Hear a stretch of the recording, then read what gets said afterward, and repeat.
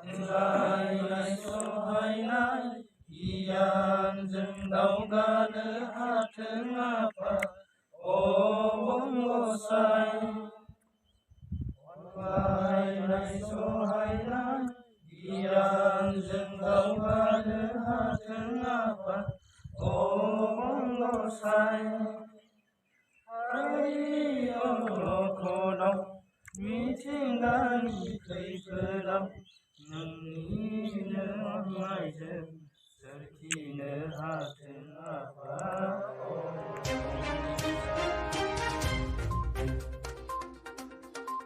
सनितपुर जिल्ला दुलाराय बर' फरायसा आफादनि सनाथि मायथाइ फालिथायनि लाइ खुन्थियाखौ गायसनबाय।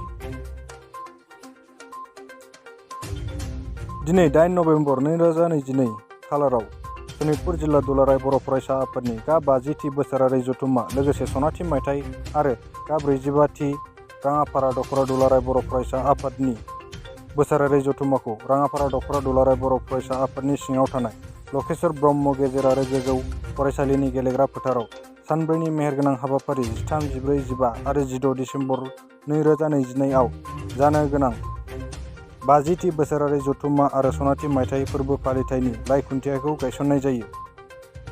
बे हाबाफारियाव बाहागो लायो मिरु दुलाराय बर' फरायसा आफादनि नेहाथारि बिरदाव बर' आरो सुबुं फोनांजाब नेहाथारि अबिद नार्जारि, लोगोसे सनितपुर जिल्ला दुलाराय बर' फरायसा आफादनि आफादगिरि राजेश बसुमतारी आरो गाहाय नेहाथारि अयनस मुसाहारिजों लोगोसे गुबुन गुबुन बिबानाव थानाय मावथि बिथांमोन, बानजाय आफादनि लिंथुमगिरि आरो सोद्रोमा बिथांमोन, राङापारा दख'रा दुलाराय बर' फरायसा आफादनि आफादगिरि नेहाथारि आरो बायदि बिबानाव थानाय सोद्रोमाफोर, खैलाजुलि गुदि बर' थुनलाइ आफादनि आफादगिरि मथिराम बर' आरो नेहाथारि मदन बसुमतारी आरो ओनसोलनि रायजो राजा बिथांमोननि नुजाथिनायाव हाबाफारिया मेहेरगोनाङै जानानै थाङो।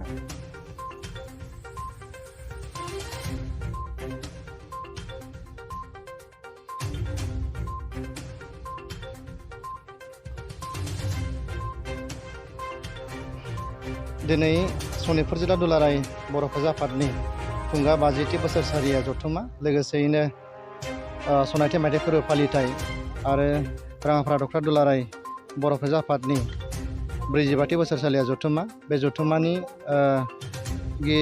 गाहाय खुन्थिया गायसननाय, बे गाहाय खुन्थिया गायसननाय हाबाफारिया दिनै मोजाङै मोजां जाफुंसार जानो हालांबाय। बे हाबाफारियाव बाहागो लाफैदोंमोन मिरु दुलाराय बर' फरायसा आफादनि सासे नेहाथारि बिरदाव बर' बिथां आरो सुबुंफोरनि नेहाथारि अबिद नार्जारि बिथांमोना बेहाय बाहागो लाफैदोंमोन। दिनैनि बे हाबाफारियाव बानजाय आफादनि साफ्रोम बिबानगिरि रायजो राजा बयनि मददजों बे हाबाफारिया मोजाङै मोजां जाफुंसारलांबाय। जोङो हाबाफारिनि जि थारिख बेखौ सिगाङाव फोरमायखानाय जादोंमोनब्लाबो आं दिनै फिन बुंनो नागिरदों। दख'राखौ लाफानानै जथुम्मानि अक्ट'खौ 13, 14, 15 आरो 16 डिसेम्बर बेखौ जों थि खालामनाय जाबाय।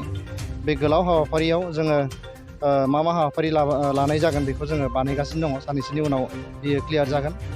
गुबैयै जोंहा गाहाय आलासिया दिपेन बर' बिथांखौ जोङो दिनैनि थारिखआव मोननो हानाय जाबाय। जर'खा आलासि महरै बिटिआरनि चिफ प्रमद बर' बिथांखौ जोङो गनायथि मोनबाय। आसामनि सासे केबिनेट मन्त्रि इउजि ब्रह्म बिथाङाबो दिनै कनसेन्ट होदों। आसामनि सासे केबिनेट मन्त्रि अशक सिंघाल बिथाङाबो फैनायनि थाखाय कनसेन्ट होदों।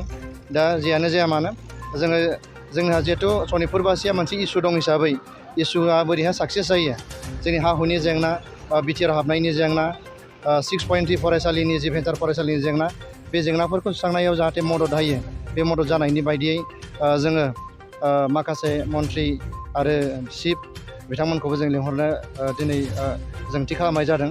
दा जों आसा खालामदों जि जों थि खालामखानाय बिथांमोना जाहाथे फैजोबनानै रायजो राजानि जि जेंना जेंसि बेखौ सुस्रांनायाव मदद फैगोन होननानै आं मिजिंथियो। 8 अक्ट'आव जों बे लकेश्वर ब्रह्म गेजेर गोजौ फरायसालिनि बे गुवार गेवलां फोथाराव सनितपुर जिल्ला दुलाराय बर' फरायसा आफादनि जा गल्डेन जुबलि, लोगोसे बिनि 50थि एनुवेल कनफारेन्स आरो लोगोसेनो राङापारा दख'रा दुलाराय बर' फरायसा आफादनि 45थि बोसोरसालिया जथुम्मा जों बेखौ जयैनो बे हाबाफारियाव लानाय जादों। जों दिनै गोजोननाय मोनदोंदि दिनै बे साइना ओनसोलनि जि गाहाय खुन्थिया गायसननाय, बे गाहाय खुन्थिया गायसननाय खामानिखौ जोङो मावनो हाबाय।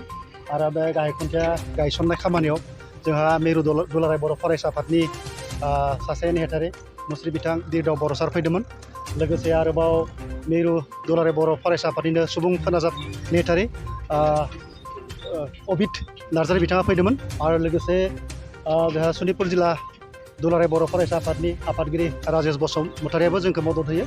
लोगोसे सनितपुर जिल्ला दुलाराय बर' फरायसा आफादनि नेहाथा एनस मोसाहारि सार बिथाङा फैदोंमोन आरो लोगोसे जोंनि मोन 19 दालाय आफादफोरनि गासिबो चेयारमेन कनभेनरजों लोगोसे बे ओनसोलनि मेलेमजिबि थुनलाइगिरि बिथांमोनहा फैयो आरो लोगोसे बे दिनैनि बे खुन्थिया गायनायनि जि मेहेरगोनां खामानि बे बयबो नों दा नागार आं दा नागार फैनानै हेफाजाब होनायखौ जों जोबोर गोजोननाय मोन्दों आरो जों बिदिनो बे मिरु बर' फरायसा आफादनि लोगोसे सनितपुर जिल्ला दुलाराय बर' फरायसा आफादनि बिबानगिरि बोसोनगिरि बिथांमोना सम सम जोंखौ फैनानै जोंनि बे बानजाय आफादनि खामानियाव जोंखौ हेफाजाब थुलुंगा होनानै बे गल्डेन जुबलि सेलेब्रेसनखौ मोजां खुंफुंनायाव हेफाजाब होगोन बेखौ मिजिंथिनाय जाबाय।